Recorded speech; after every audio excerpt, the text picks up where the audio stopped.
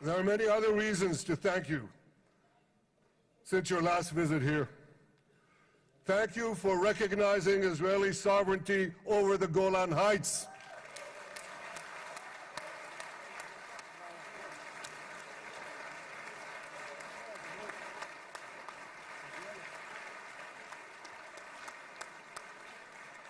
Thank you for standing up to the lies against Israel in the United Nations.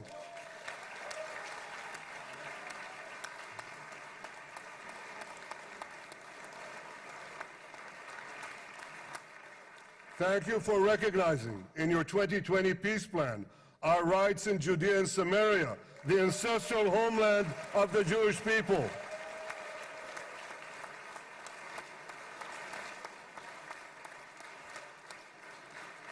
Thank you for brokering the historic Abraham Accords. Abraham, Eskamei Avraham.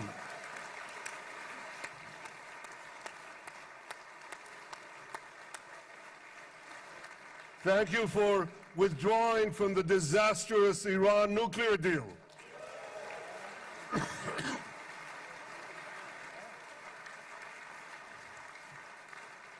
Thank you for supporting Operation Rising Lion and for your bold decision to launch Operation Midnight Hammer. Boy, is that, you got to hear this.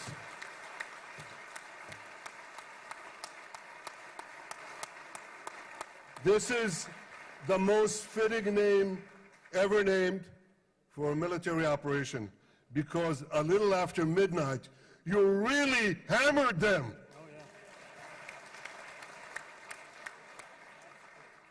My friends, this is only a partial list, but it's enough to affirm what I've said time and again.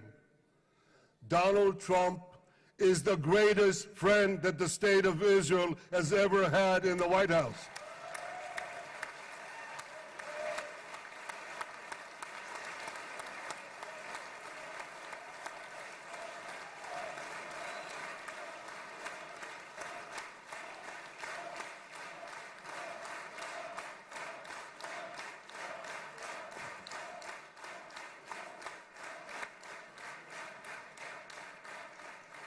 No American president has ever done more for Israel. And as I said in Washington, it ain't even close. It's really not a match. Mr. President, today we welcome you here to thank you for your pivotal leadership in putting forward a proposal that got the backing of almost the entire world. A proposal that brings all our hostages home.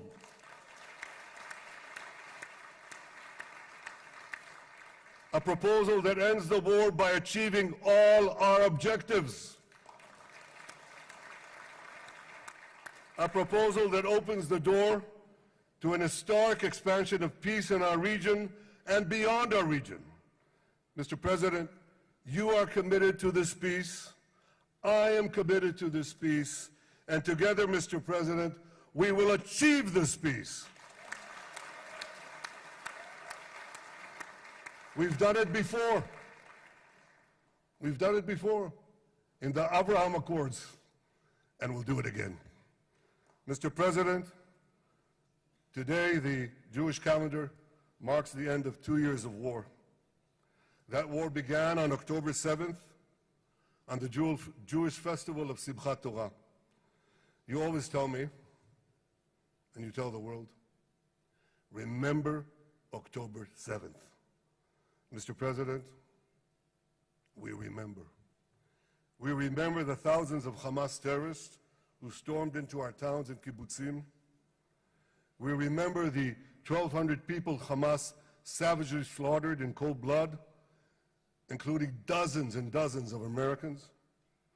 We remember entire families burnt alive as they embraced each other. We remember the beautiful young Israelis brutally gunned down at the Nova Music Festival. We remember the hundreds of our citizens who were dragged into the dungeons of Gaza, including 12 Americans, men and women, young and old, babies, and elderly Holocaust survivors. My friends, Mr. President, Donald, these monsters take babies as hostages. In response to this barbaric attack on October 7th, Israel did what it had to do. With indomitable courage, we set out to defend our people, to defeat our enemies, and to release our hostages. Our heroic soldiers fought like lions. They fought on the front lines of civilization and barbarism. Israel achieved amazing victories over Hamas and the entire Iran terror axis. Sinwar, Def, Hania, Nasrallah, Assad, they're all gone.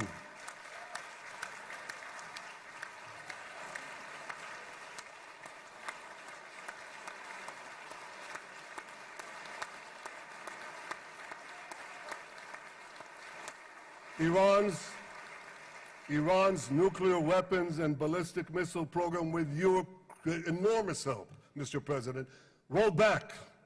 Half the Houthi leadership wiped out. But the price of this victory, the price of these victories, has been heavy.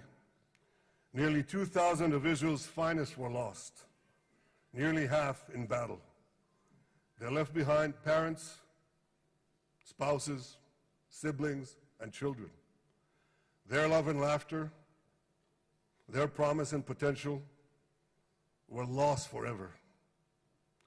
To the families of our fallen fighters, many of them are here, I say, I know the depth of your pain. I know the inconsolable grief that will accompany you for the rest of your lives. The State of Israel bows its head in eternal gratitude to our fallen heroes. Because of these heroes, our nation will survive. Because of these heroes, our nations will thrive. And because of these heroes, our nation will have peace. Mr. President, thousands of our brave soldiers were also wounded, suffering terrible blows to body and soul. Brave soldiers like Ari Spitz. Ari is an American. Ari is an American Israeli who was injured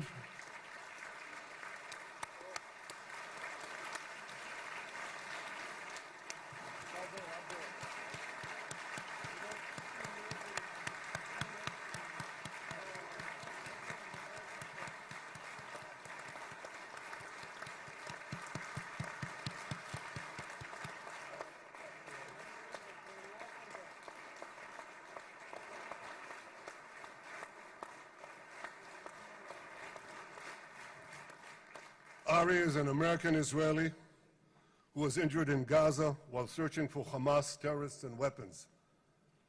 2 of Ari's comrades were killed in this action, and 10 were injured. Ari was presumed dead, but made a miraculous recovery despite losing 3 limbs.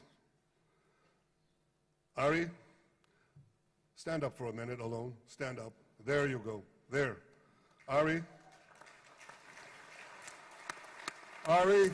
you are the spirit of Joshua. You are the spirit of David. You are the spirit of the Maccabees. You are the spirit of Israel. I salute you. We all salute you.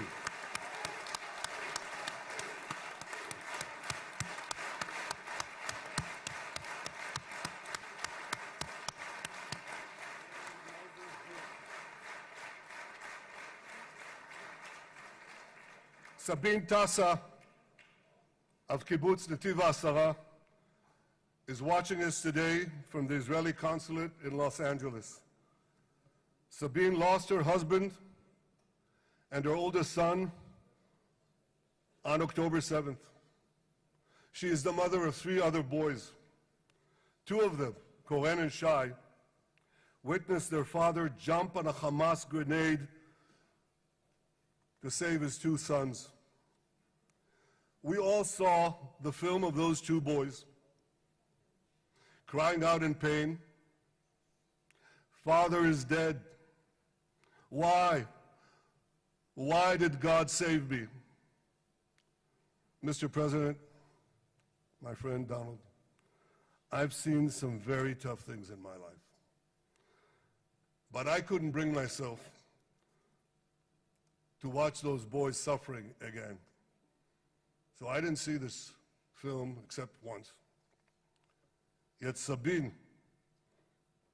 their mother, has had the strength and fortitude to show this film across the world. And my wife Sarah and I asked her, "Sabine, how do you do it? Why do you do it?" And she answered, "I do it to show the entire world the monsters Israel is fighting and the justice of our cause." This is what she's doing once again in Los Angeles. Sabine, you can hear me now.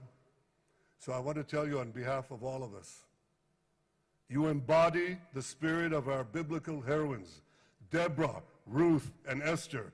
You too are the spirit of Israel, and we all salute you.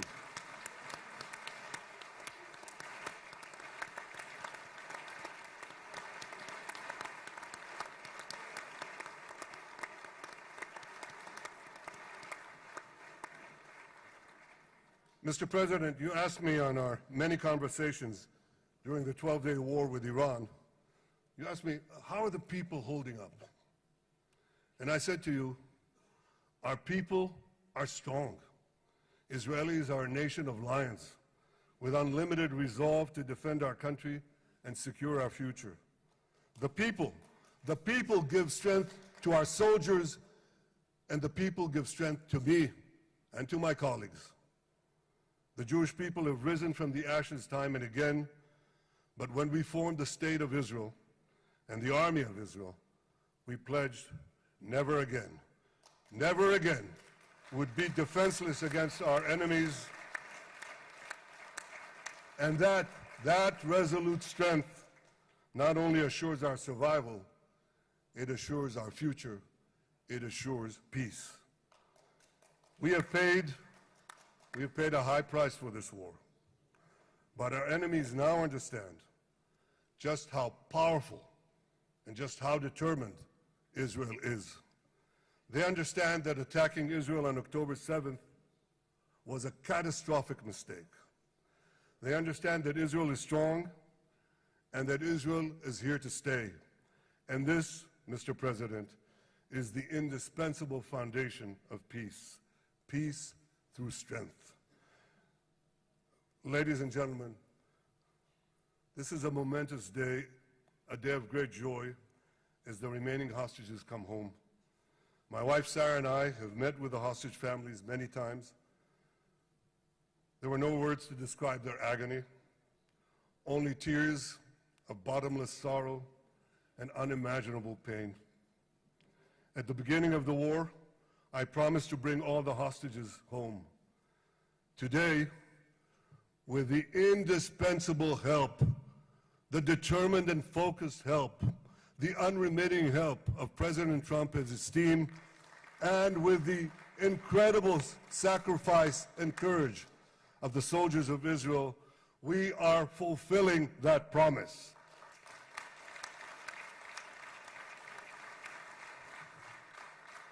It has been a long journey to get here. In the first week of the war, our brave soldiers put military pressure on Hamas, and the international community put diplomatic pressure on them. This enabled us to secure the release of over 100 hostages. In heroic rescue attempts behind enemy lines, Israel's special forces rescued 8 live hostages and brought back the remains of dozens more. But as time went on, we all know what happened. The diplomatic pressure was turned on its head. More and more governments bought into Hamas's false propaganda. More and more governments succumbed to anti-Semitic mobs in their own countries. They just turned on Israel. They called for us to surrender to Hamas demands, just leave Gaza immediately, they said, end the war without committing to disarm Hamas, without committing to demilitarize Gaza. Had Israel succumbed to those demands, not only would Sinwar, Nasrallah, Assad, and Iran's missile and nuclear program remain intact. Not only that, because in no time, the Hamas killers would be back on the border fence, ready to repeat the horrors of October 7th again and again, as they vowed to do. But just at that point of maximum pressure on Israel, a man named Donald J. Trump was elected President of the United States.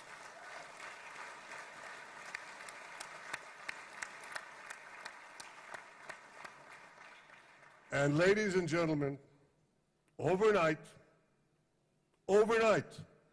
everything changed. Everything.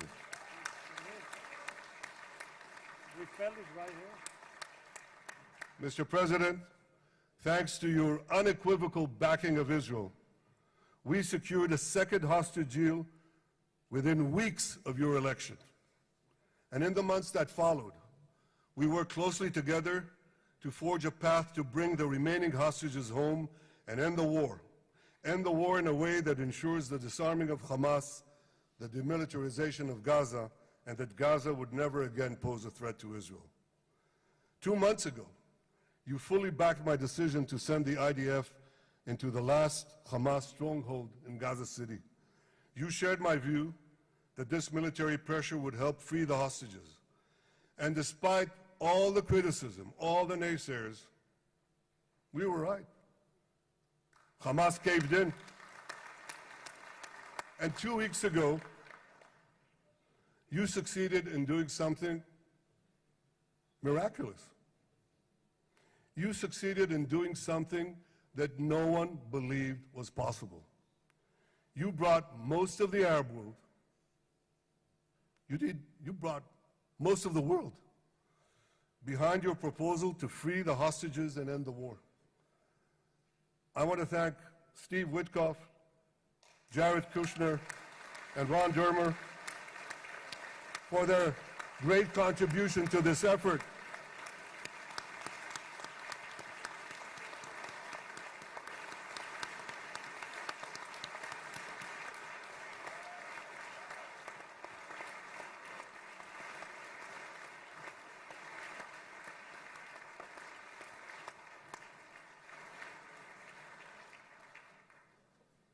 And I want to thank our negotiating team.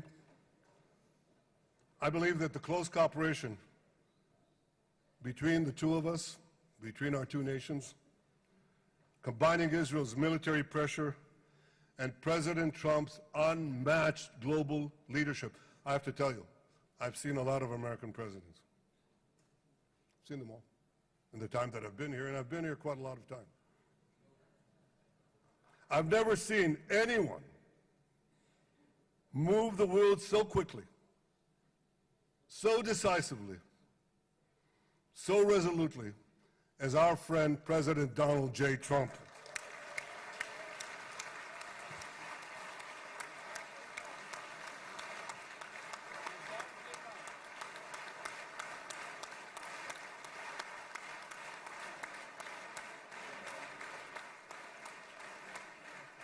With our military pressure and President Trump's global leadership, we achieved this historic moment.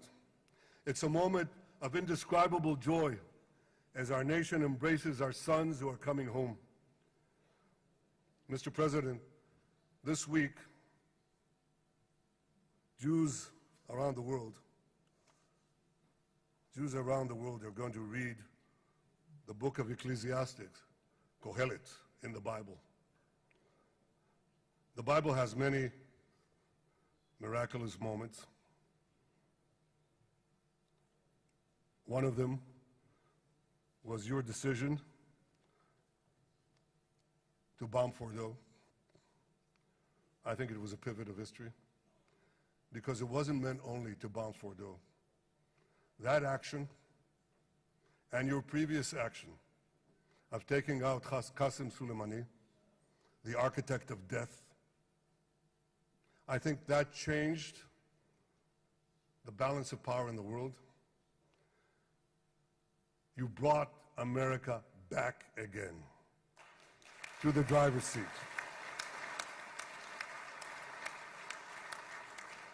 Now, I said that we're going to read this week the book of Ecclesiastes. It's not a book of action. It's a book of meditations, of thought, a perspective on life and on death. And in this book, we read the immortal words of King Solomon. To everything there is a season, and a time for every matter under heaven. Et milchama ve'et shalom. A time for peace and a time for war. The last 2 years have been a time of war. The coming years will hopefully be a time for peace.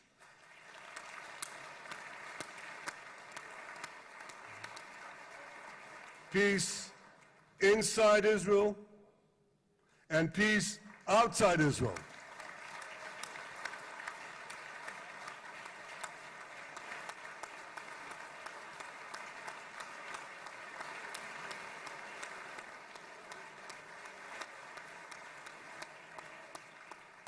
I look forward to continuing marching with you on the path we paved together with the Abraham Accords. Under your leadership, we can forge new peace treaties with Arab countries in the region and Muslim countries beyond the region. Abraham's children will work together to build a better future, a future that will unite civilization against barbarism, light against darkness, and hope against despair. And my friends, I believe that with President Trump's leadership, this will happen a lot faster than people think.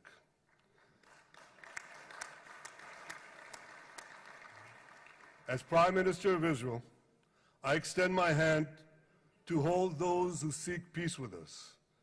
No one wants peace more than the people of Israel. Israel will always remain vigilant in defending itself, and Israel will always remain full of hope. Hope is our national anthem. Hope is our creed. Hope is our strength.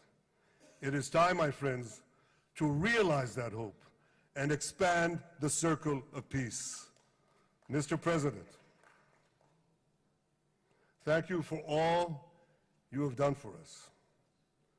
I have submitted your nomination to be the first non-Israeli recipient of the Israel Prize, Israel's highest award.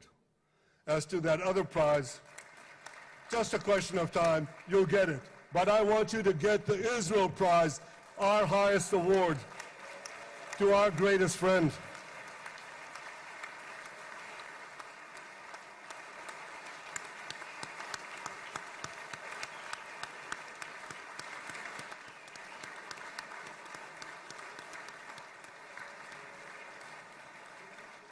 When others were weak, you were strong. When others were fearful, you were bold. When others abandoned us, you stood by our side. On behalf of the government and people of Israel, I thank you for your extraordinary friendship. Thank you for helping bring our hostages home. Thank you for supporting Israel's march to victory. Thank you for paving a path to peace. מכובדי נשיא ארצות הברית, ידידי דונלד, Honorary ברוך הבא לישראל, President, welcome to ברוך Israel. הבא לירושלים, Welcome to Jerusalem. ברוך הבא ביום המרגש הזה, Welcome שהחיינו in this וקיימנו exciting day והגיענו that לזמן brought הזה. us to this day.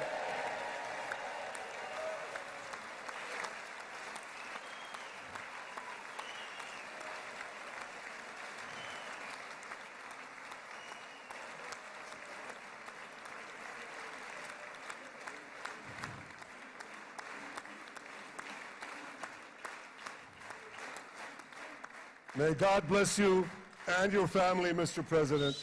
May God bless America. May God bless Israel. And may God bless the covenant between our two promised lands. Thank you, Mr. President.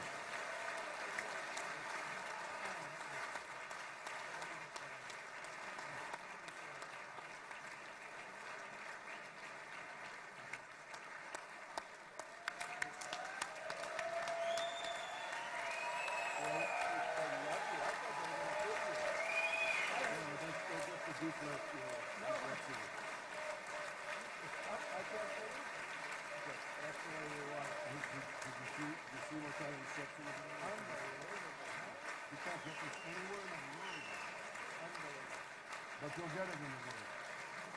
Thank you.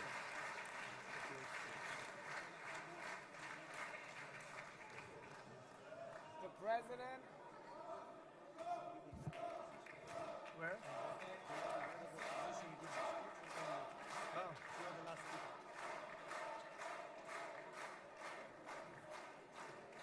Come on up, opposition. Come on, opposition. Yeah, okay.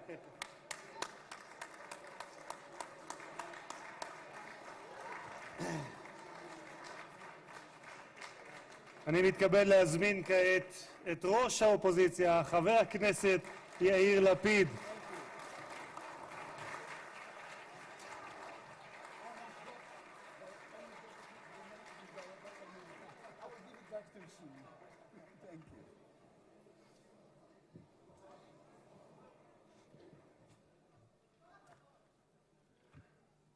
Mr. Speaker, members of Knesset, ministers, President Herzog, Prime Minister Netanyahu, distinguished guests, Your Excellency, President Trump.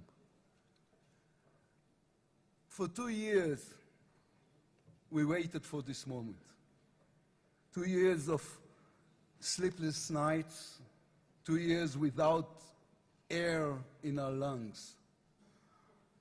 Our eyes are filled with tears today. Our hearts are filled with gratitude. Our children are coming home.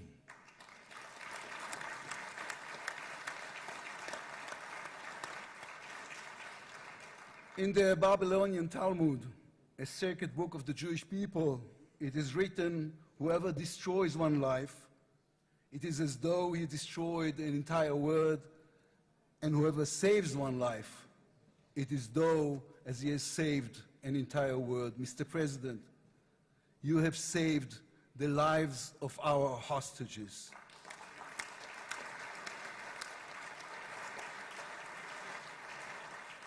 But you saved so much more. You have saved the souls of the bereaved whose loved ones now will be brought home for burial. You have saved thousands of soldiers who will now not fall in battle. And you have saved millions from the horrors of war. You have saved more than one life, and each life is an entire world. This is a historic moment, and a reminder that history is shaped by people. It is shaped by those who know the past, but have the vision to change the future. When you were elected, you declared that you would be the president of peace. You have kept your word. The fact that you were not awarded the Nobel Peace Prize is a grave mistake by the committee. But they will have no choice, Mr. President. They will have to award it to you next year.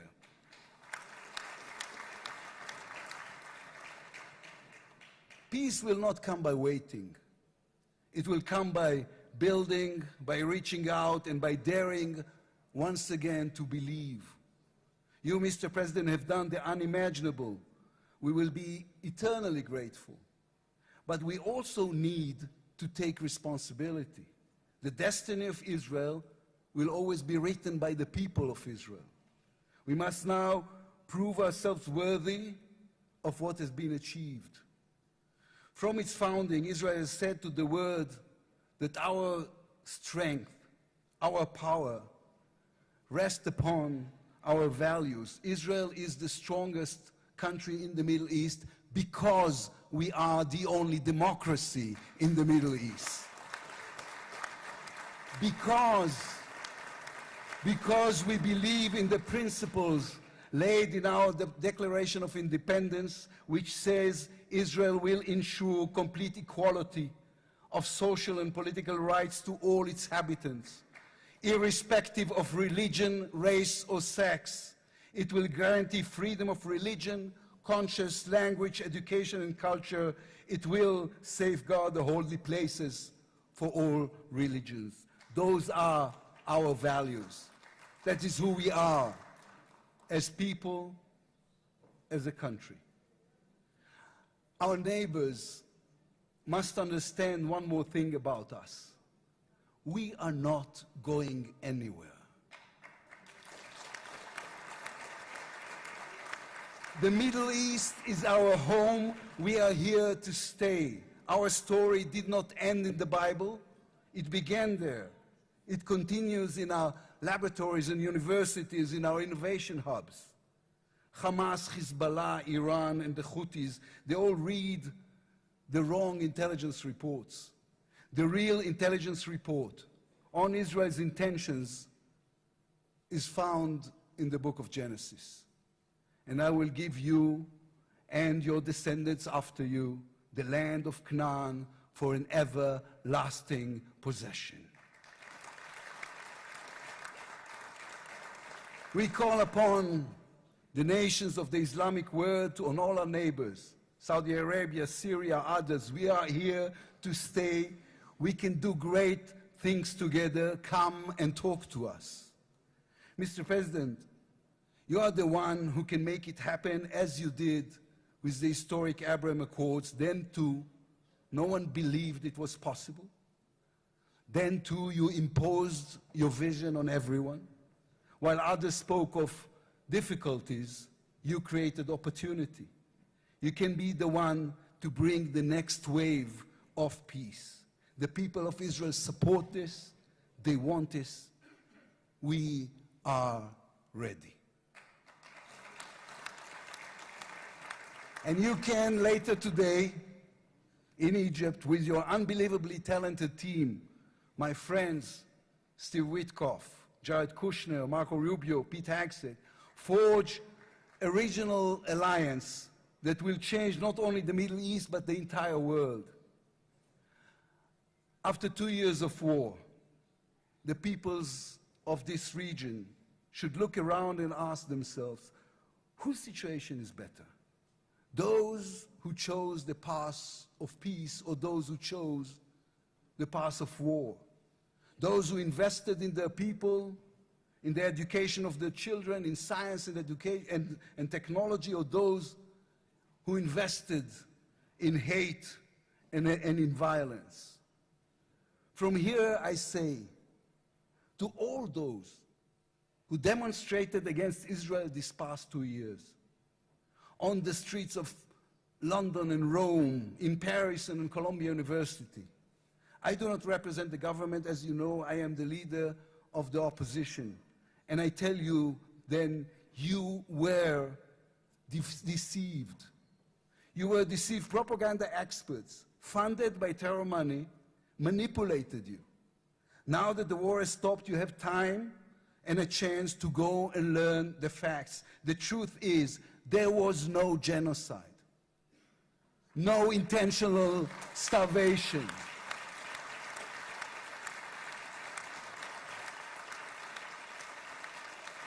The truth is, there was an army and a country fighting in the most complicated conditions imaginable against terrorists who send their own children to die for a follow-up, who use their own children as human shields. The truth is that a democratic state was attacked by a fanatical terrorist organization. 1,200 people were killed in one day, women were raped, babies were burned alive. And all that, on all the while, they played with your minds, selling you the absurd idea that supporting Islamic terror is somehow a liberal value. There is good and evil in this world. When you stand with Hamas, you stand with evil. When you stand with Hezbollah, you stand with evil. When you stand with the Iranian regime, you stand with evil. When you stand with Israel, you stand on the side of justice.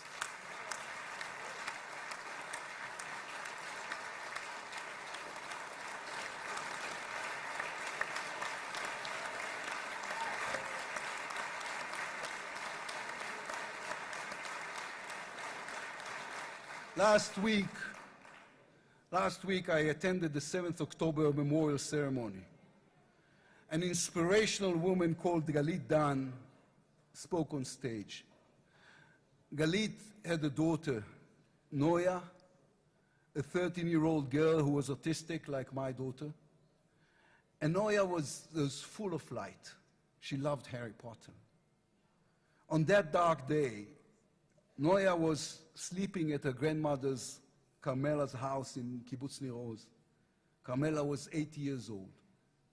Their bodies, grandmother and granddaughter, were found embraced. They were murdered together. On stage at the ceremony, Galit said a sentence that moved us all. We don't want revenge, she said. We want redemption. Today, the redemption begins. Israel has endured 2 terrible years on the battlefield and in the international arena. But in those 2 years, we also rediscovered our own greatness. We remember how good we can be, our pilots who took control of the skies over Iran, our industries leading the world in technology, our civil society, which reached out to help every victim of the war. We will move forward toward a different future. Our heroic soldiers who saved us all will fold away their uniforms and rise as teachers and engineers, scientists and innovators, investors and small business owners. We will never be able to repay the debt to those who sacrificed everything these past years, to those who, as President Lincoln said, gave the last full measure of devotion. We can only be worthy of them, worthy of their sacrifice. Mr. President, allow me to speak also to the businessman in you, the deal maker who understands value. If there were one stock in the world I would invest in today, it is the State of Israel. If there were one nation that deserves unrestricted access to GPU chips, to AI and SMR technologies, to American markets, it is the State of Israel. Israel's future is intertwined with our eternal alliance, our strategic and moral covenant with our greatest friends, the United States of America. This war is over. We will always need to stay vigilant, to guard against those who seek our destruction. But the State of Israel is about to reinvent itself. The challenges ahead demand not only strength, but a new vision. It's time to take a new path, to be a nation that is advanced and thriving and peace-seeking. We have waited for this moment, for the end of the war, for the return of the hostages, for the chance to rechannel our grief and loss into the energy needed to rebuild our nation. Thanks to you, Mr. President. Thanks to our soldiers, our lions. Thanks to the millions of great Israeli patriots who filled the streets and the square and never, not for one moment, gave up on the hostages.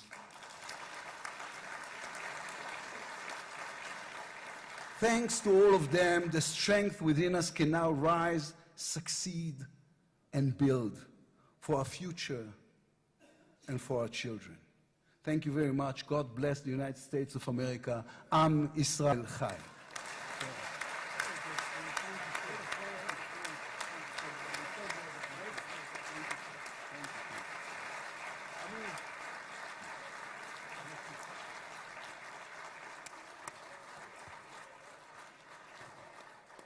אני מודה לראש האופוזיציה, I would like to thank ועכשיו. the head of the opposition. members of the Knesset. Members of the It is Knesset. now my distinct honor to invite the President of the United States of America, His Excellency Donald J. Trump, to address the Knesset.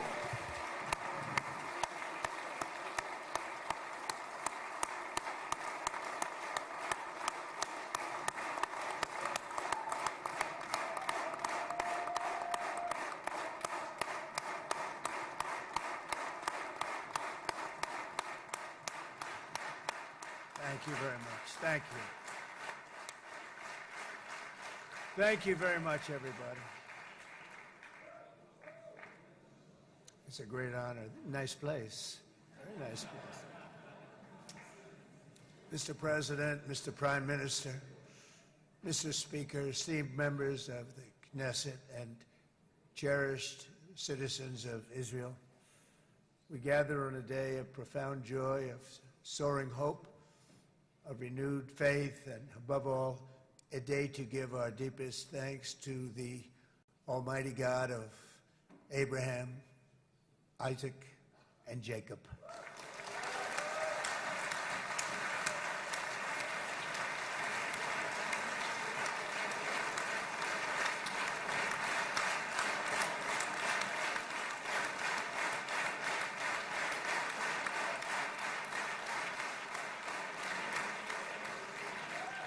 After 2 harrowing years in darkness and captivity, 20 courageous hostages are returning to the glorious embrace of their families, and it is glorious.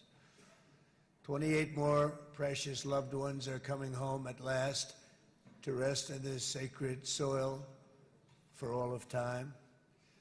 And after so many years of unceasing war and endless danger, today the skies are calm, the guns are silent, the sirens are still, and the sun rises on a holy land that is finally at peace, a land and a region that will live, God willing, in peace for all eternity.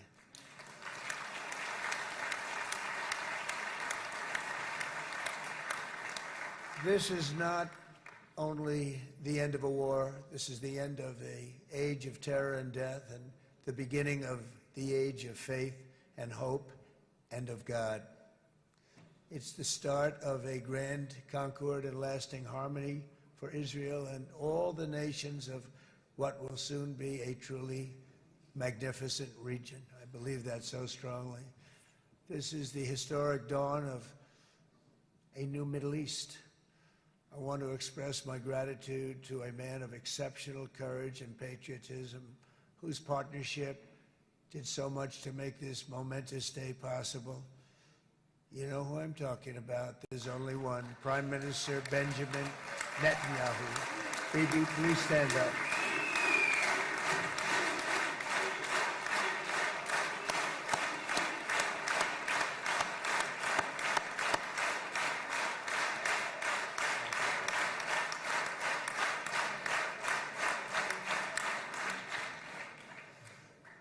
And he is not easy, I want to tell you. He's not the easiest guy to deal with, but that's what makes him great. That's what makes him great.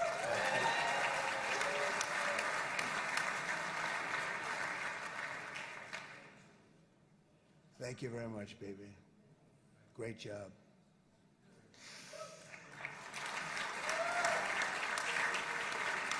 And let me also convey my tremendous appreciation for all of the nations of the Arab and Muslim world that came together to press Hamas to set the hostages free and to send them home. We had a lot of help. We had a lot of help from a lot of people that you wouldn't suspect, and I want to thank them very much for that. It's an incredible triumph for Israel and the world to have all of these nations working together as partners in peace. And it's pretty unusual for you to see that, but it happened in this case. This was a very unusual point in time, a brilliant point in time. Generations from now, this will be remembered as the moment that everything began to change, and change very much for the better. Like the USA right now It will be the golden age of Israel and the golden age of the Middle East. It's going to work together. I'd like to thank several great American patriots for their invaluable help in getting something done that almost everyone thought was absolutely impossible. We were wasting our time. So many people said, "You're just wasting your time." But we weren't, because we had talented people working with us, and we had people that loved your country, and frankly, people that loved the region. They loved the Middle East. I want to thank my friend Steve Witkoff.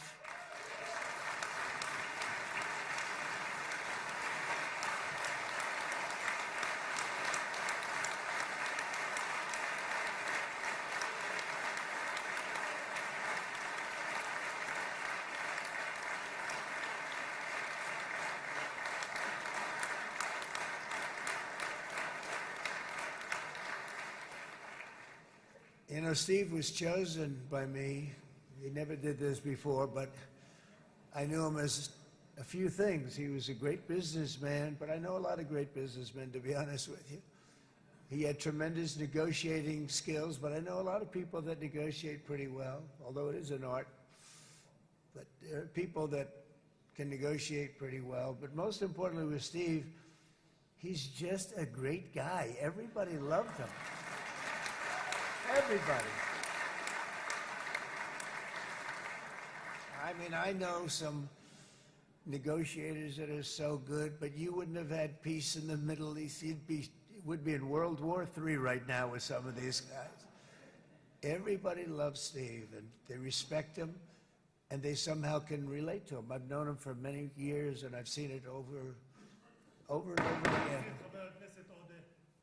להוציא את חבר הכנסת עודה, להוציא אותו מהאולם, להוציא אותו מיד, החוצה, החוצה. Please expel this Knesset member. Please expel this Knesset member. להוציא גם את חבר הכנסת כסיף. להוציא את חבר הכנסת כסיף מהאולם. Expel Knesset member Kasif out of the hall. Please expel him immediately.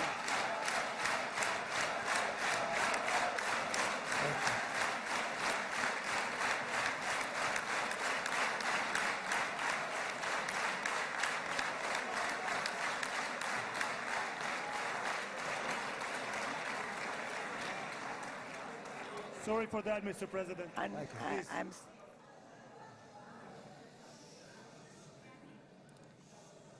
That was very efficient.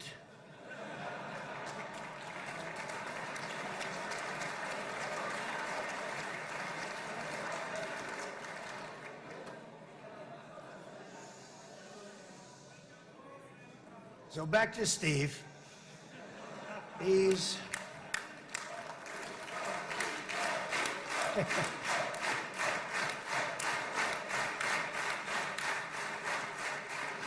But I tell one story because he was so involved, and then we called in Jared. We need that brain on occasion. We got to get Jared in here. We got to get a certain group of people. But Steve started this all by himself. I call him Henry Kissinger, who doesn't leak. Okay? Henry is a big leaker. He leaked. Steve doesn't leak. Steve just wants to get the job done. He wants to do what's right. But I'll give you just a quick story because, as you know, he's working on the war with Russia and Ukraine, a war that would have never happened if I were president. A shame. 7,000 young soldiers a week are being killed. More than that this last week. It's a shame. It should have never happened. But it did happen, and we won the race, and I took over this horrible war that's been raging, and I thought it would be easily settled. I thought it was a hell of a lot easier than doing what we just did very successfully with Israel and a lot of other people. But this came first, and we'll get that one. But I set up a meeting for him to meet with President Putin, thinking it would be a 15 or a 20-minute meeting. Steve had no idea about Russia, had no idea about Putin too much, didn't know too much about politics, wasn't that interested. He was really good at real estate, but he had that quality that I was looking for, and I didn't see it around in too many ways. And I set up the meeting with Putin, and I called. I said, is Steve finished yet? That was about a half an hour into the meeting. No, sir, he's not. He's still inside. This is in Moscow. I said, well, how's he doing? I don't know, sir. He's still inside. I called up an hour later.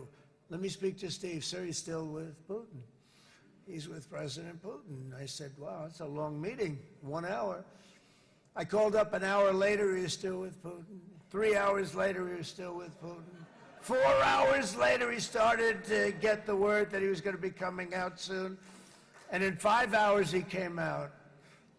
I said, what the hell were you talking about for 5 hours?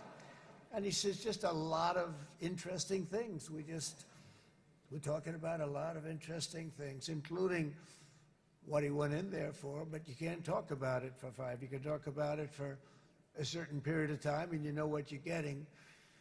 But that's a talent. That's a talent, where you can do that. Most people I'd send in, number one, they wouldn't be accepted. Number two, if they were, the meeting would last 5 minutes, and that's what happens with Steve. Everybody loves him. They love him on this side, they love him on the other side, and he really is. He's a great negotiator because he's a great guy. So thank you very much, Steve, very much.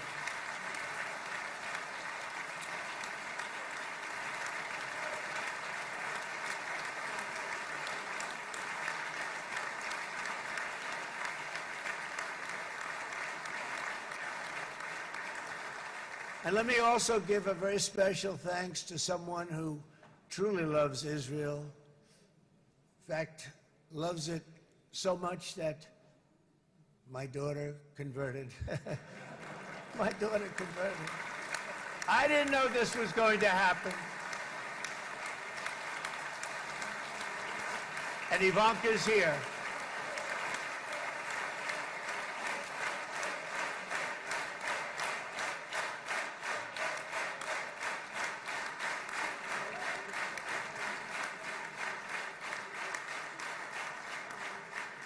And Bibi, you do know this was not in the cards for me. You understand that. And she is so happy, and they are so happy. At least I think they're happy. If they're not, we have a big story, right? No, they have a great marriage, and they get along great. They're best friends. They have a very special relationship. But Jared has been so helpful. He really did something very special. He established the Abraham Accords with a group of very wonderful people. I like calling it the Avraham Accords, because people that, right? Avraham. It's so cool. It's so much sort of nicer, you know? The Abraham versus the Avraham.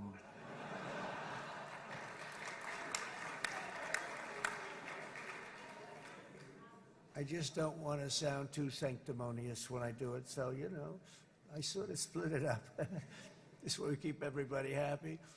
But we have some very great talent, and they have no excuses for anything that's taken place, because we had some unbelievably good people working on this. And then you're going to add a man named Marco Rubio, who is also here.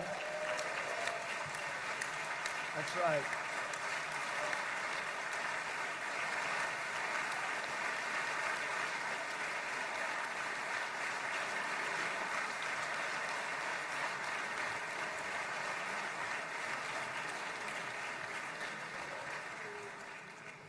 And I have a prediction that Marco will go down, I mean this, as the greatest Secretary of State in the history of the United States. I believe that. I believe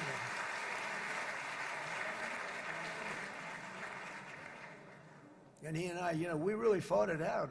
You remember, he was tough. He was nasty. Who the hell thought this was going to happen, Marco, right? And now I'm saying he's going to go down as the greatest. He will. He was always smart and sharp, and people respect him. And then we have somebody who's young, but an unbelievable leader. I saw it a long time ago, and he's turned out to be even better than we thought. Right, Susie? I think even better. And that's Pete Hegseth, who is our Secretary of War, formerly Secretary of Defense.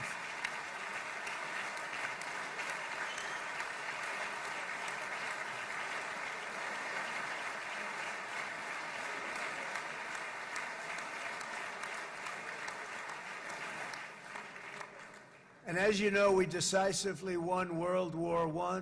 We decisively won World War II decisively. And everything in between and everything before it, we won everything. And then they had the brilliant idea of changing the name from war, you know, it was war, to defense. And with that went a certain thinking. And we fought in a very politically correct way after that. We always had the strongest military, and now we have a stronger military than we've ever had before. Because of my first term, I've totally rebuilt the military, every aspect of it. But we have, if you think, we settled 8 wars in 8 months. I'm now including this one, by the way, if that's okay. They may say, well, that was quick, because yesterday I was saying 7, but now I can say 8. The hostages are back. The hostages are back.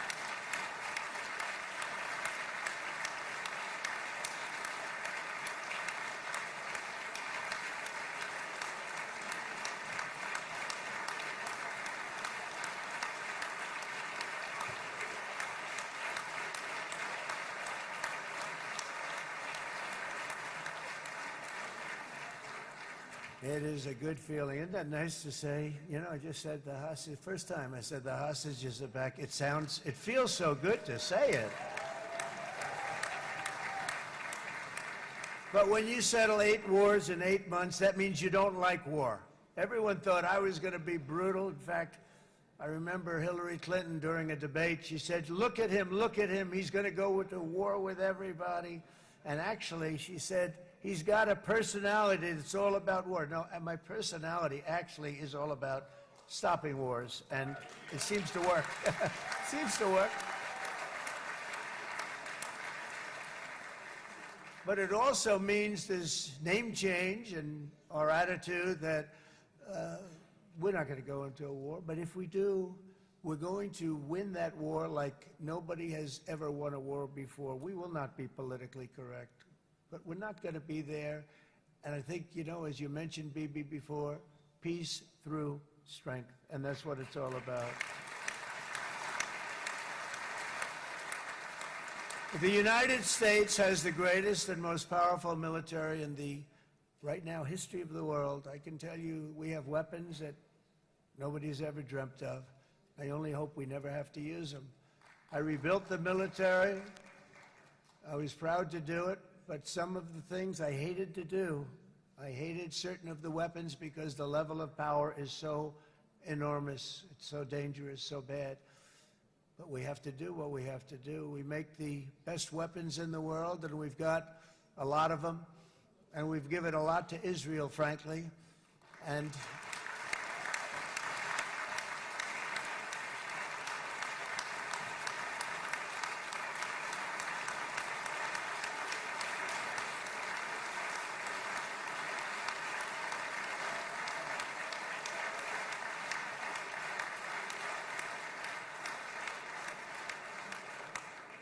I mean, Bibi would call me so many times, can you get me this weapon, that weapon, that weapon? Some of them I never heard of, Bibi, and I made them.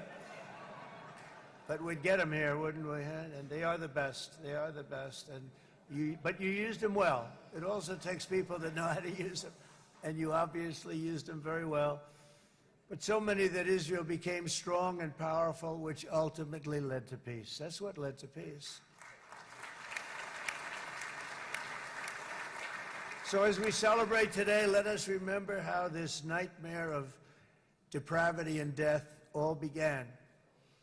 2 years ago, on the eve of the Simchat Torah holiday, thousands of innocent Israeli civilians were attacked by terrorists, and one of the most evil and heinous desecrations of innocent life the world has ever seen, the worst slaughter of Jews since the Holocaust.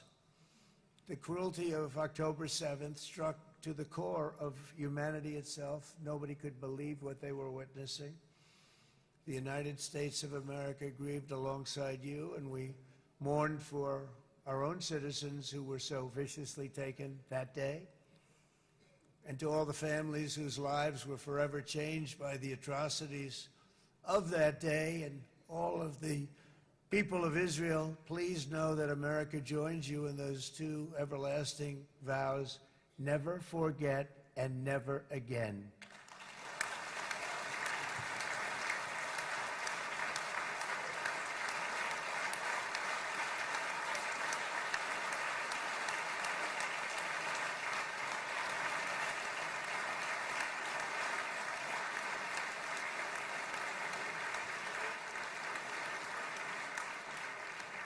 From October 7th until this week, Israel has been a nation at war, enduring burdens that only a proud and faithful people could withstand. It was a very tough period of time. For so many families across this land, it has been years since you've known a single day of true peace. But now at last, not only for Israelis, but also for Palestinians and for many others, the long and painful nightmare is finally over. And as the dust settles, the smoke fades, the debris is removed, and the ashes cleaned from the air, the day that breaks on a region transformed, and a beautiful and much brighter future appears suddenly within your reach. This is now a very exciting time for Israel and for the entire Middle East, because all across the Middle East, forces of chaos, terror, and ruin that have plagued the region for decades now stand weakened, isolated, and totally defeated. A new coalition of proud and responsible nations is emerging, and because of us, the enemies of all civilization are in retreat. Thanks to the bravery and incredible skill of the Israeli Defense Forces and Operation Rising Lion,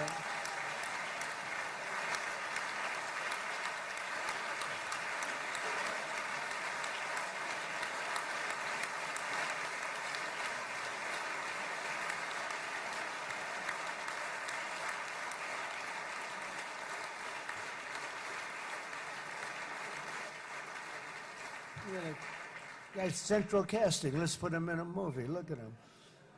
Great job. And my people loved working with you. Loved it. They worked so well together. But many of Iran's top terrorists, including nuclear scientists and commanders, have been extinguished from this earth. And with Operation Midnight Hammer, boy, that's a great name for that, what we did. Last June, the United States military flew 7 of those beautiful B-2 bombers. They look so beautiful all of a sudden. They were always, I thought they were pretty planes. I had no idea they could do what they did. In fact, we just ordered 28 more of them. A little updated version. We ordered a whole pile of them. And almost 100 other planes went with them, including fighter jets. We had 52 tankers, big, beautiful, brand new tankers that were loading them up 4 or 5 times. They've traveled 37 hours back and forth, think of that. But we had tankers all over the sky for all the other planes. We had the F-22s, the F-35s, F-16s. We had a hell of a lot of planes.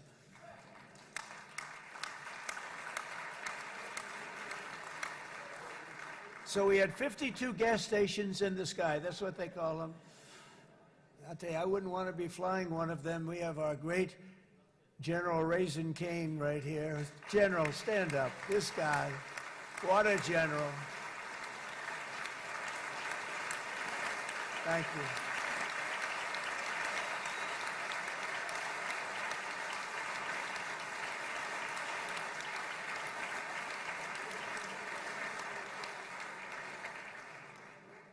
I asked General Cain, I said, you know, we're having problems with ISIS, and I was in Washington, and I asked, how long would it take to defeat ISIS? And my Washington generals told me, 3, 4, maybe 5 years, sir. I said, I don't get it. We got the best equipment in the world. Why? So I flew to Iraq, and I met with a man named Cain. He said, what's your first name? He said, they call me Raisin, sir. I said, wait a minute, your name is Raisin Cain? I've been looking for you for a long time. You gotta be kidding. So they told me 3, 4, 5 years to defeat ISIS. And I sit down with him and I say, why is it? I flew there in the dark of night. I landed, I'll never forget it. It's quite a trip. I'm glad I made it because I met him. I said, could I ask you, General? I come down. He's standing with another general and a sergeant. Everybody was like central casting. They could go into a movie right now. Between him and you guys over here, we could get rich making movies, okay? And they got along so great. That's the beautiful thing, that your military and our military, Bibi, got along so great. But I was told by the television generals in Washington, we have the best equipment in the world. Why is it taking so long? And they said, 4 years. I said, so let me ask you, Raisin, how long would it take you to defeat ISIS? Sir, we can do it in 3 weeks, but you'll probably have some time left over. I said, you gotta be kidding. What the hell are you talking about? They said 4 years. I said, well, sir, look, it's not my place to say, but you're asking me the question. What you have to do is you hit him from the west, you hit him from the north, you hit him from the south, you hit him above, you hit him below. I said, so why didn't they do it? And he didn't want to speak badly of his superiors, which is hard to believe they were his superiors. Should have been the other way around a long time ago, because he's the one that did Operation Hammer. It was flawless. It was flawless. It was absolutely flawless. And I said, so you really think you can do it in 4 weeks? Yes, sir, 100%. You have to do it differently than they were doing it. They were using one base, and it was hundreds of miles away. And he says, we have all these portable bases all over the Middle East. And they didn't want to use them because they didn't want to offend the country where the portable, they wouldn't have even known what the hell the planes were going up, right? They wouldn't have known, but he said, no, they didn't want to defend anybody, offend anybody, but we can do it in 4 weeks. I said, you sure about that? I'm going to call you back. I'll call you back on Monday. I'm going back to Washington. But you think 4 weeks? Yes, sir, I think we can do it in 4 weeks. We'll have time left over. So I call him on Monday. I say, you think you can do it? 4 weeks. I said, go ahead and do it. He did it. I'll tell you, he did it in 4 weeks, less than 4 weeks. So, General, stand up, please. Again, this is a real general. This is not a television general. He doesn't want to go on television.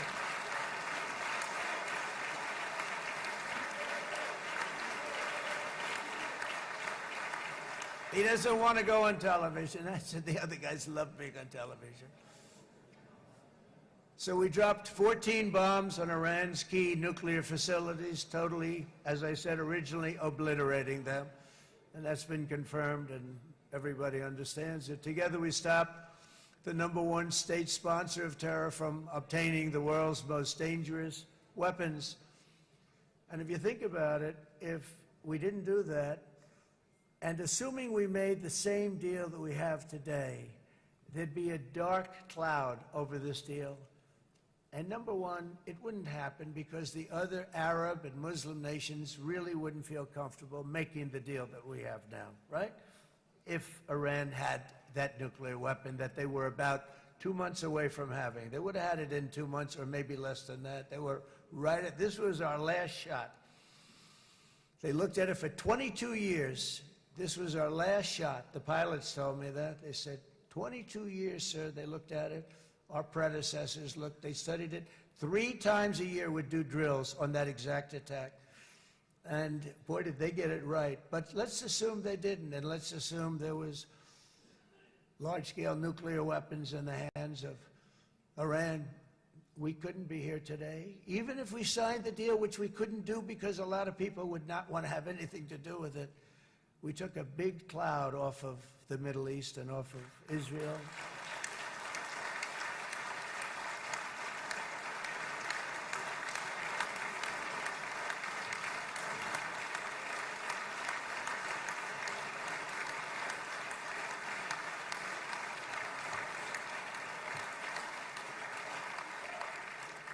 And it was my honor to help.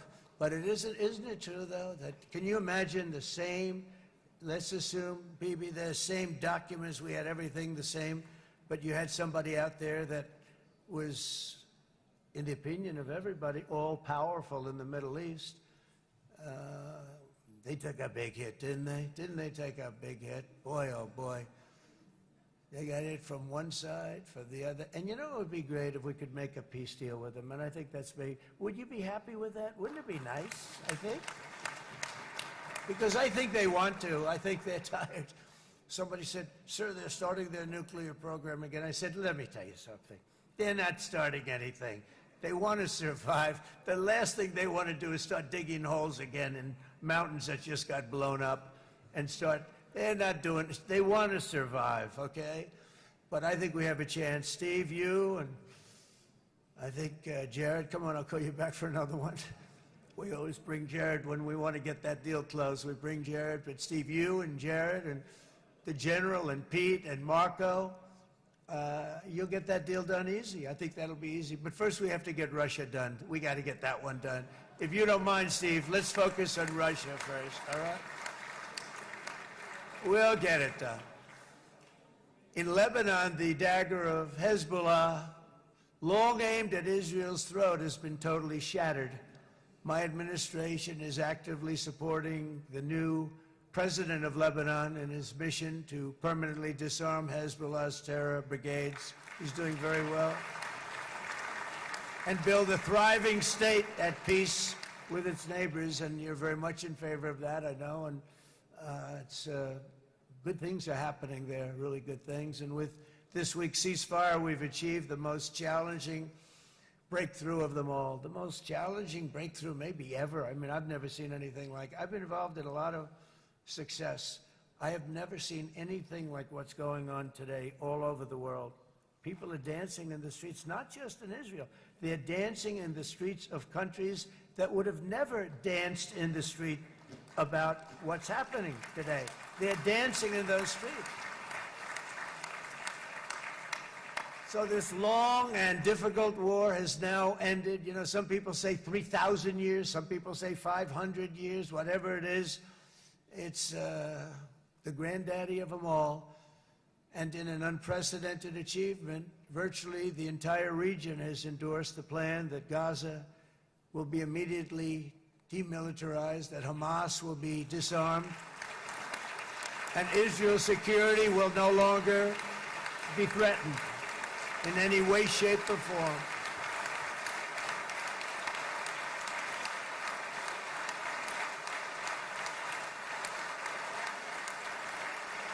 So Israel, with our help, has won all that they can by force of arms. You've won.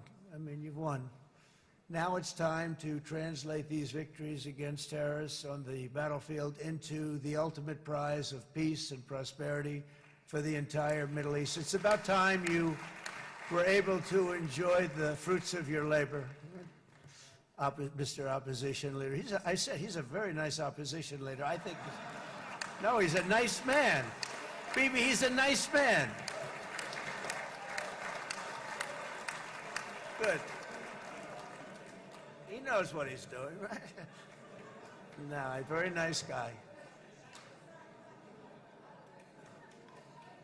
Well, see, now you can be a little bit nicer, Bibi, because you're not at war anymore, Bibi.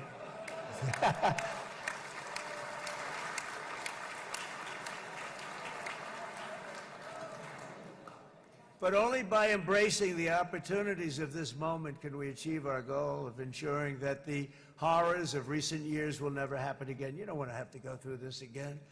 8 years ago, I came to this region on a very special first trip abroad as the President of the United States. I came here very early at your request. I addressed the leaders of the Arab and Muslim world gathered in Saudi Arabia and said that it was time to build a future free of the grip of extremism and terror. And interestingly, right now, as soon as I'm finished, I'm quite late. You've kept me quite late between opposition leaders and Bibi's brilliant but very long speech. I thought I was going to run up here, make a speech, and then head to Egypt. It didn't work out, though. And you made a pretty long one, too, Sarah.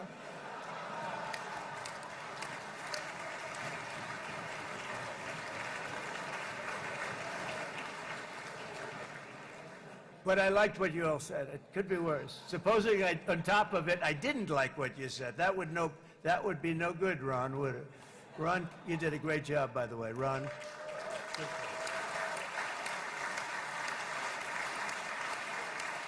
Yeah.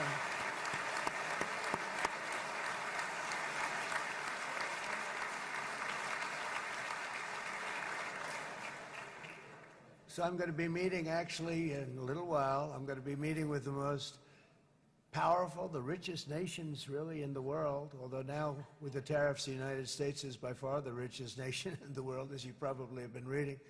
But the richest nations, most powerful nations, you know, tremendous, headed by some tremendous people in many cases. Some cases I wouldn't say necessarily I would endorse, but I will tell you, some incredible people that really helped us make this all possible. So I'll be going there. I'll be quite late. They might not be there by the time I get there, but we're going to give it a shot. But the journey we started back then led to the crushing defeat of the ISIS caliphate, to the monumental Abraham Accords, and ultimately to the historic ceasefire this week, in which many of those same nations really played a very pivotal role, I have to tell you. Steve will tell you that. Jared will tell you that. Together, we've shown that peace is not just a hope that we can dream about. It's a reality we can build upon day by day, person by person, and nation by nation. And because of that, the Middle East is finally ready to embrace its extraordinary potential. You have extraordinary potential in this region. It should now be clear to everyone throughout the region that decades of fomenting terrorism and extremism, jihadism and anti-Semitism have not worked. They haven't worked. They've been a disaster. They've just killed. They've killed. They've backfired completely and totally. They've just totally backfired. Everything that you thought, take it worst case, it's turned out to be worse than that. They have not worked. From Gaza to Iran, those bitter hatreds have delivered nothing but misery, suffering, failure, and death. They've served not to weaken Israel, but to annihilate the very forces that did the most to foment this hatred. And it's really, I mean, everybody that's tried it has become irrelevant. Meanwhile, we've seen those nations that set aside their differences, reached across ancient divides, and pursued engagement are now among the most successful in the region. They're getting along with Israel, and they're doing great. And I can tell you the 4 nations that joined the Abraham Accords early on, and you'd all be doing me a favor, and I'm going to be saying this in a little while to some other friends, would love you all to, is this right, Jared? Join up in the Abraham Accords. We have to join up and get together. You can have that whole thing filled out. We had a very weak administration, worst president in the history of our country by far. And Barack Obama was not far behind, by the way.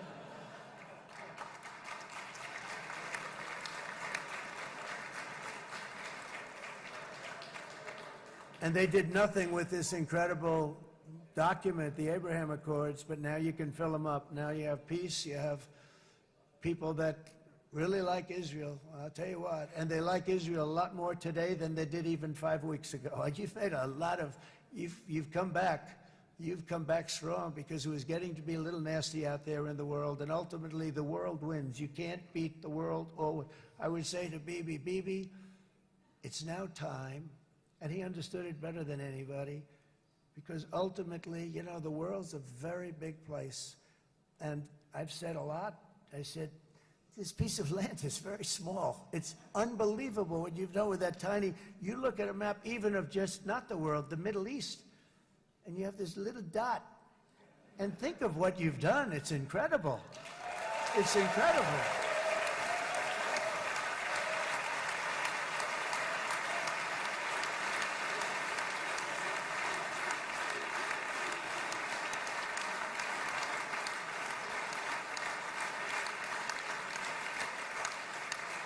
But the world is loving Israel again, and I said to Bibi, you know, the world is big and it's strong. And Ron, ultimately, the world wins. And we don't have to worry about that now. But there was getting to be a period of time over the last few months, you know, the world wanted peace and Israel wanted peace. Everybody did. Everybody did. And what a victory it's been, right? What a victory it's been. If you would have gone on for 3, 4 more years, keep fighting, fighting, fighting, it was getting bad. It was getting heated. The timing of this is brilliant. And I said, Bibi, you're going to be remembered for this far more than if you kept this thing going, going, going, kill, kill, kill. It would be it would not be the same. And I just want to congratulate you for having the courage to say, that's it, we've won, and now let's enjoy our lives and let's rebuild Israel and make it stronger and bigger and better than it's ever been before. You're going to do that. Took a lot of guts. And the choice for Palestinians could not be more clear. This is their chance to turn forever from the path of terror and violence. It's been extreme, to exile the wicked forces of hate that are in their midst. And I think that's going to happen. I've met some people over the last couple of months that want to see it happen very much. And after tremendous pain and death and hardship, now is the time to concentrate on building their people up instead of trying to tear Israel down. We don't want that to happen again. And the total focus of Gazans must be on restoring the fundamentals of stability, safety, dignity, and economic development so they can finally have the better life that their children really do deserve after all these decades of horror. I intend to be a partner in this effort in the sense that we're going to help and we're going to do something that became unbelievably popular. Everybody wants to be on it. It's called the Board of Peace, okay? How about that? Is that a beautiful name? Like a board of peace.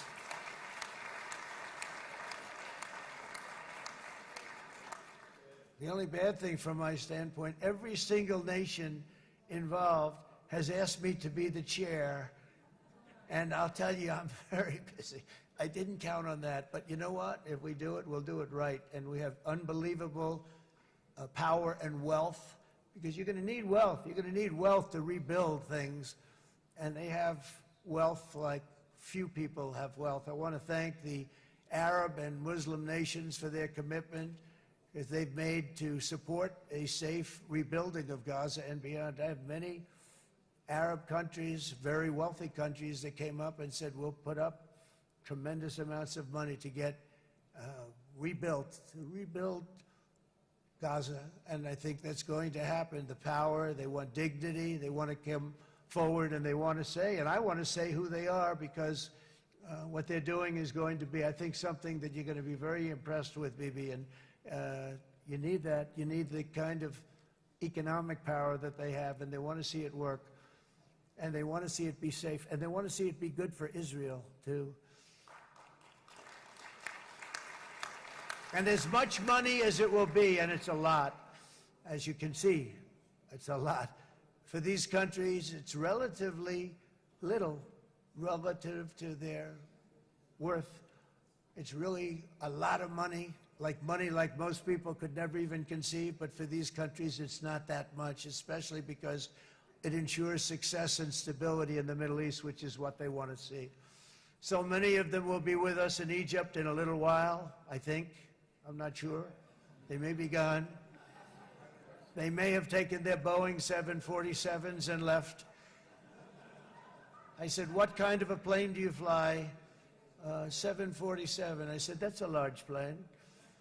No, they may have. Steve, do you think they've left on their their brand new Boeing 747s? Or I don't know. We're going to find out soon. It's going to be a big story.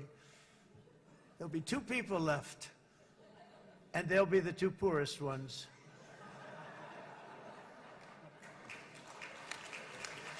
But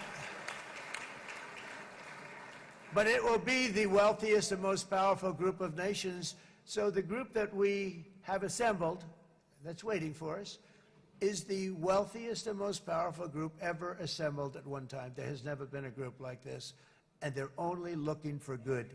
They want good. They're going to do good. And as those commitments are made, I'm going to let the world know who's doing it, because they really deserve to get the credit, and some of them probably won't want the credit, but they deserve it. It's more obvious than ever that the productive and responsible nations of this region should not be enemies or adversaries. You should be partners and eventually even friends, and that's what's going to happen. I know it. Together you can stand against the forces of chaos. Yeah, you go ahead. That's an important point.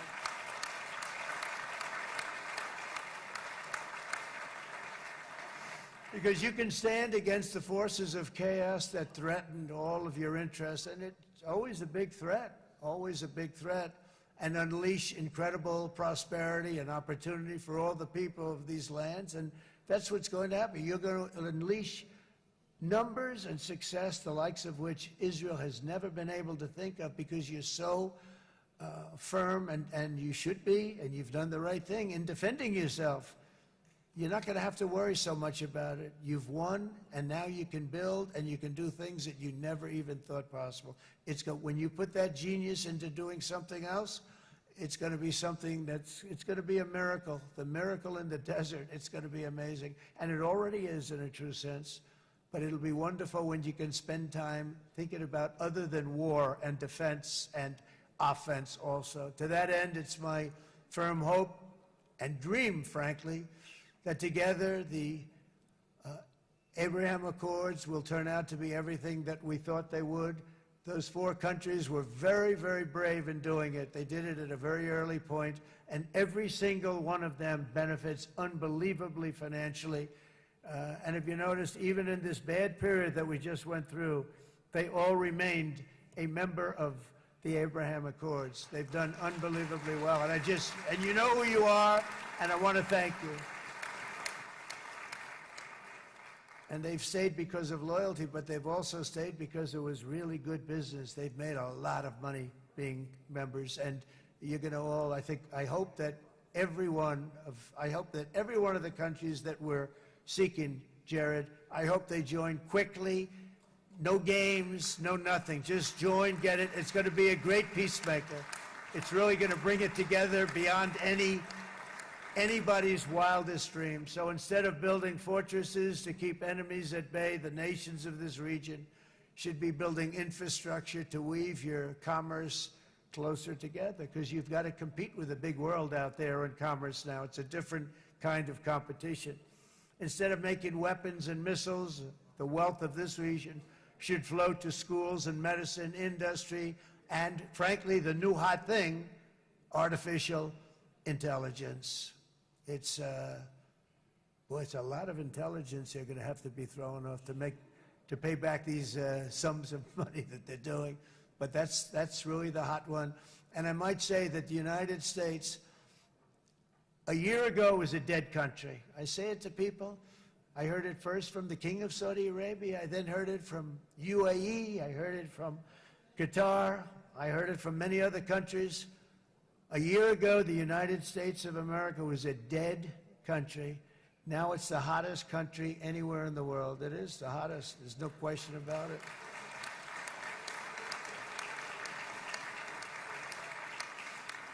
In fact, if you go back a year ago, before the election, although once we had November 5th, we became hot because people got it. I would say November 5th was a time that we became really hot. But once you go back a couple of years, if I were in charge and the country was doing what they were, nobody was going to ask me to speak. Nobody asked Joe Biden to come up and speak, I guarantee you that. And if they did, he would have turned them down, I promise you. He didn't speak. He didn't speak, and he didn't speak well.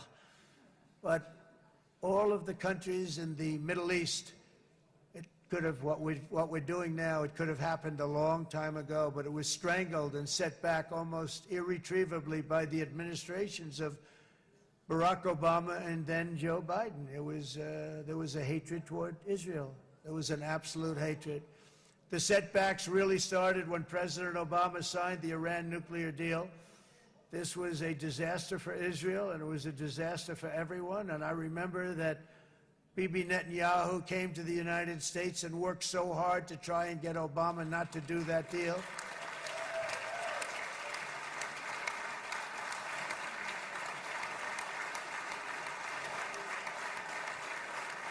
He worked so hard. But it was like talking to a wall. I remember him telling me it was like talking to a wall. They wanted to go with Iran. They chose Iran, frankly, over a lot of other good nations, but specifically Israel. And that was the beginning of a very bad period of time. You had Obama go out, and the Iran nuclear deal turned out to be a disaster. And by the way, I terminated the Iran nuclear deal, and I was very proud to do it.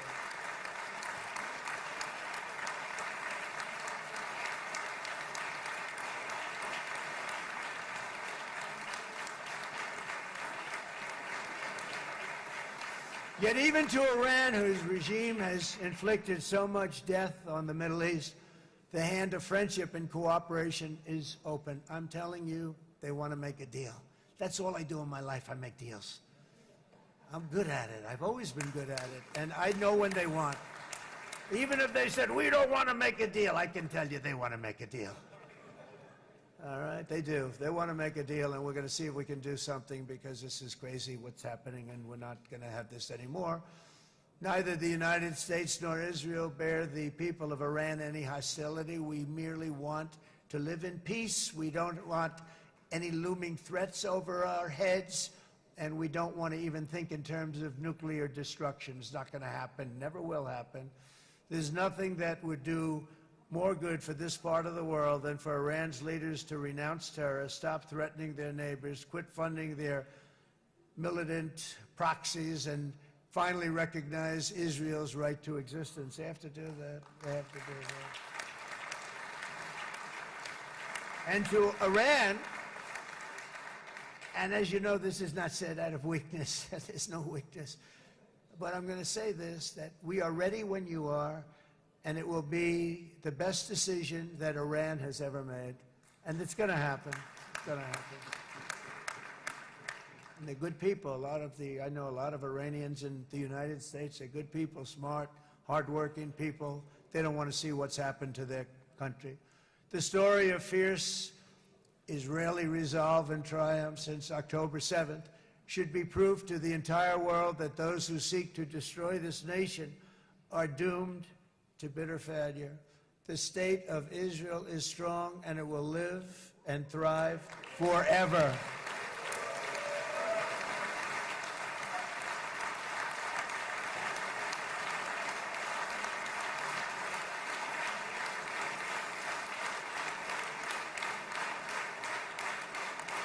And that is why Israel will always remain a vital ally of the United States of America.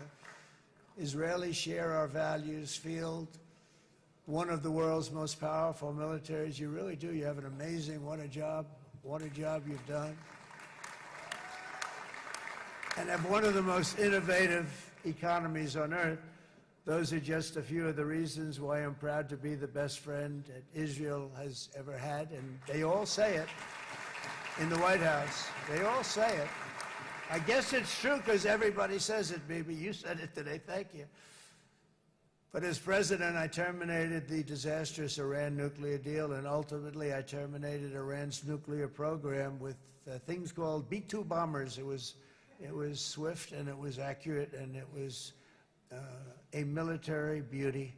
I authorized the spending of billions of dollars, which went to Israel's defense, as you know. And after years of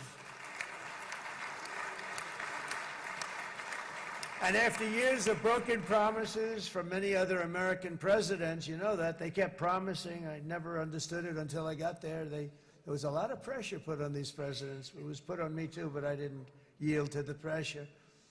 But every president for decades said, we're going to do it.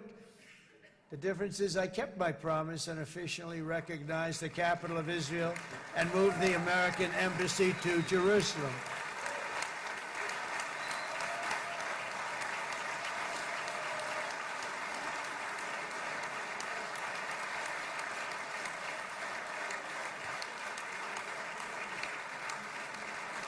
Isn't that right, Miriam? Look at Miriam. She's back there. Stand up, Miriam. Stand up.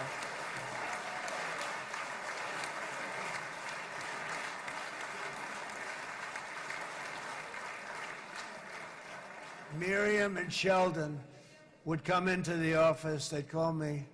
He'd call me. I think they had more trips to the White House than anybody else I could think of. Look at her sitting there so innocently. She's got 60 billion in the bank, 60 billion. And I think she's saying no more. And she loves Israel, but she loves it, and they would come in, and her husband was a very aggressive man, but I loved him. He was a very aggressive, very supportive of me. And he'd call up, can I come over and see you?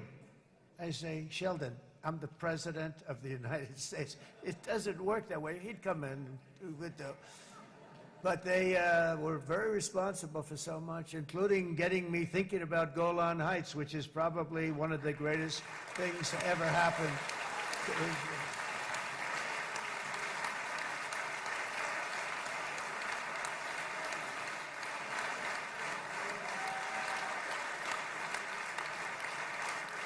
Miriam, stand up, please. She really is. I mean, she loves this country.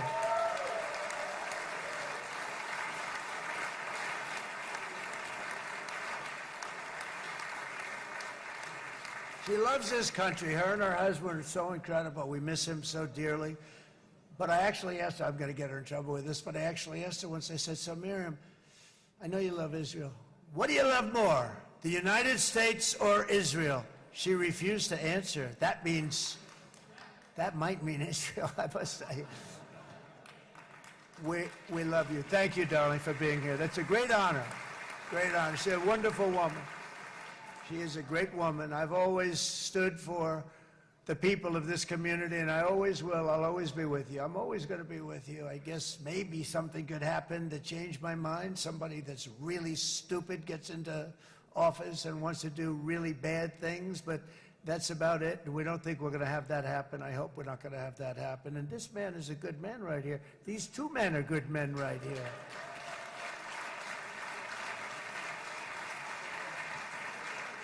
Hey, I have an idea. Mr. President, why don't you give him a pardon? Give him a pardon. Come on.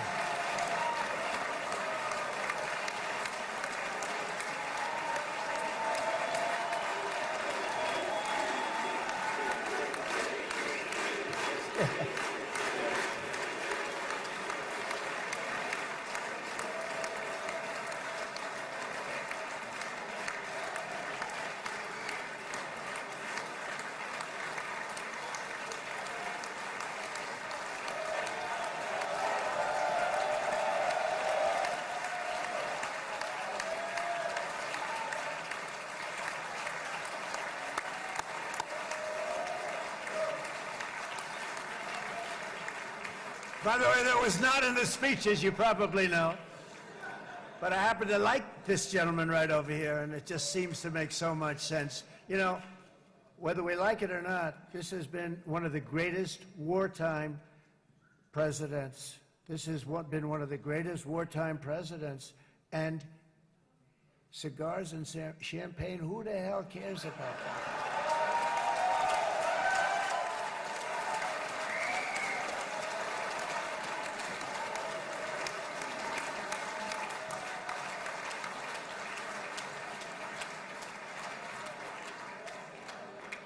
All right, enough controversy for the day, right?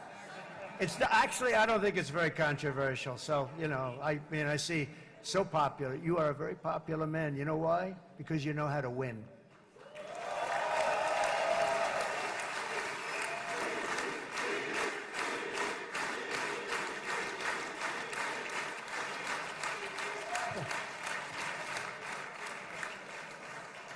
Over the past 2 years, I've met many of the families of the Israelis taken hostage and those that were taken hostage. Unbelievable. I've looked into their eyes. I've seen the worst nightmares of their suffering, but I've also seen something else, the beautiful love of the people, the love of people, frankly, that hold things together, the love that gives you the courage to carry on through thousands of years of persecution and repression, and to emerge with the heart of David.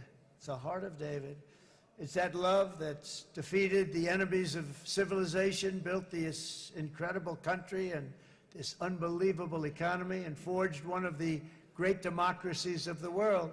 That is why it's a true honor to stand here today and address this assembly in your ancient and eternal now capital, Jerusalem. I'm proud to have helped in that regard. This city and this nation stand as living proof that a much brighter future for this entire region is truly within our grasp. For thousands of years, Jerusalem has been a home to Christians, Jews, Muslims, and people of all ethnicities and creeds. This is the holy center of the world's three great Abrahamic faiths.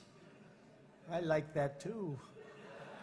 Adorned, it's the first time I've seen that word in a while. Adorned with their sacred sites and alive with their pilgrims and visitors from every corner of the globe. But here between the Western Wall, the Temple Mount, and the hill called Calvary, people of every faith and background live, work, pray, serve, and raise their families side by side, and they do it with love. This example is just one of the modern miracles that Israel has given to the world. And just in closing, the leaders in this chamber know better than anyone else the challenges of this harmony, and it's been easily won. No, it hasn't. It has not been. It's been so tough, but it has been, some say, a miracle. What you've done is a miracle. Look at your size. Look at your chances when it all started. And you know, if you think about it, you are safer today, stronger today, and more respected today than at any time in the history of Israel. Think of it. People used to say it wouldn't exist. They don't say that anymore, do they? Yet if safety, security, and coexistence can thrive here in the winding alleys and ancient paths of Jerusalem, then surely peace and respect can flourish among the nations of the broader Middle East. The God who once dwelled among his people in this city still calls us, in the words of Scripture, the turn from evil and do good, to seek peace and pursue it. So he still whispers truth into the hills and knolls and valleys of his magnificent creation, and he still writes hope into the hearts of his children all over the world. And that is why even after 3,000 years of pain and conflict, the people of Israel have never given up from the threats of Zionism, from all sorts of threats. You want the promise of Zion. You want the promise of success and hope and love and God. And the people of America have never lost faith in the promise of a great and blessed future for all of us. From the very first day that modern Israel was founded, we have stood together through thick and thin of setbacks, and through victory and defeat, through glory and heartache. We have built industries together. We have made discoveries together. We have confronted evil together, and we have waged war together. And perhaps, most beautifully of all, we have made peace together. And this week, against all odds, we have done the impossible and brought our hostages home.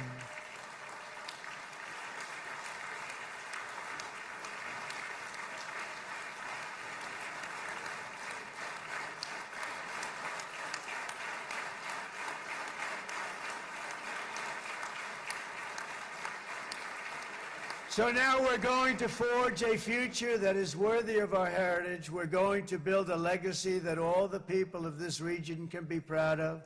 New bonds of friendship, cooperation, and commerce will join Tel Aviv to Dubai, Haifa to Beirut, Jerusalem to Damascus, and from Israel to Egypt, from Saudi Arabia to Qatar, from India to Pakistan, from Indonesia to Iraq, from Syria to Bahrain, Turkey to Jordan.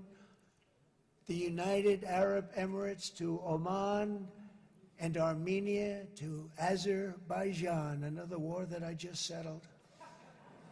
We are going to have hope, harmony, opportunity, and happiness here in the spiritual and geographic center of the entire world. That's what you are. Israel, America, and all of the nations of the Middle East will soon be safer, stronger, greater, and more prosperous than ever before.